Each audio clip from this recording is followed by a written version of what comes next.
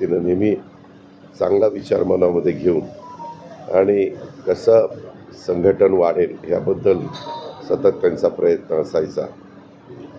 ते आज अरुण काका आपल्यात राहिलेले नाही आहेत.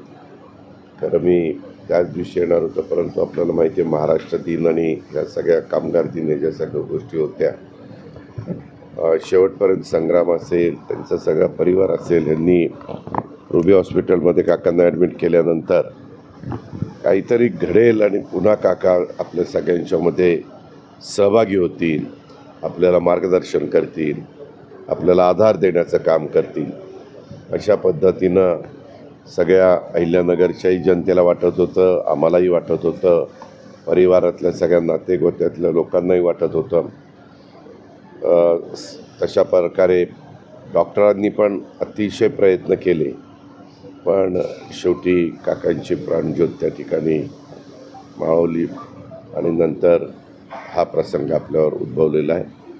मी व्यक्तिशः माझ्या वतीनं, महाराष्ट्रातल्या तमाम जनतेच्या वतीनं आणि राष्ट्रवादी काँग्रेस पक्षाच्या वतीनं देखील अरुण काकांना भावपूर्ण श्रद्धांजली अर्पण करतो.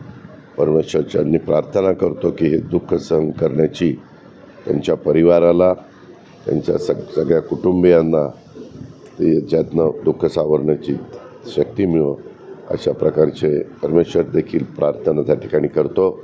अरुण काकांचं आजपर्यंतचं काम लक्षामध्ये घेता मी त्या दिवशी मुख्यमंत्र्यांशी बोललो आणि आपण सरकारी इतमाने अरुण काकांच्यावर अंत्यसंस्कार करू, अशा प्रकारचा निर्णय राज्याच्या मुख्यमंत्र्यांनी आम्ही सगळ्यांनी घेतला आणि तो लगेचच इकडे जिल्हाधिकाऱ्यांना कळवला.